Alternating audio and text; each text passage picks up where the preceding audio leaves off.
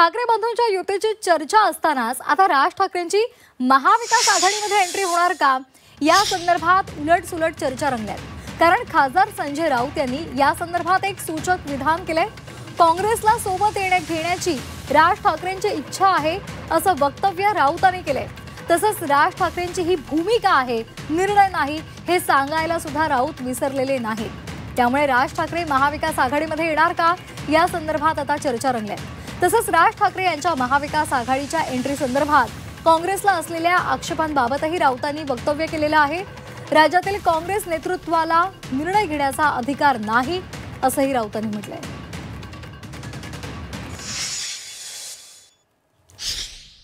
आता मी तुमच्या माहितीसाठी एक ब्रेकिंग न्यूज देतो। येस, तेच आम्हाला स्वतः राज ठाकरे यांची इच्छा आहे अरे वा की आपल्याला महाविकास आघाडीतला घटक पक्ष असलेला काँग्रेसला सुद्धा सोबत घेणं गरजेचं आहे। ही त्यांची एक भूमिका आहे।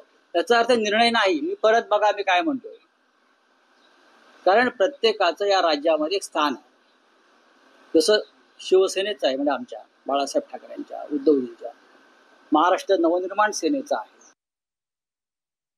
महाविकास आघाडीमध्ये जर नवीन घटक घ्यायचा असेल तर नक्कीच एकत्र बसून चर्चा करावी लागेल असं माझं म्हणणं आहे। आणि काँग्रेसचं नेतृत्व दिल्लीमध्ये, काँग्रेसच्या नेतृत्वाला इथे अधिकार घ्यायचा, कोणताही निर्णय घ्यायचा अधिकार नाही हे मान्य केलं पाहिजे।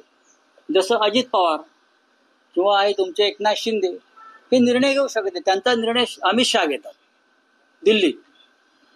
काँग्रेसचंही तसंच आहे। महाराष्ट्रात 3 पक्ष आहेत जे स्वतः निर्णय घेऊ शकत नाहीत। एक पक्षाचे अध्यक्ष खरगे साहेब आहेत, ते दिल्लीत निर्णय घेतील, आणि दुसरे जे 2 पक्ष सरकारमध्ये सामील आहेत त्यांचा निर्णय अमित शहा घेतात, कारण तो त्यांचा मालकीचा पक्ष आहे। ज्यांचं नेतृत्व दिल्लीत आहे ते दिल्लीतून निर्णय घेतील। आम्ही सगळे उरलेले लोक महाराष्ट्रात आहोत, आम्ही महाराष्ट्रात निर्णय घेऊ।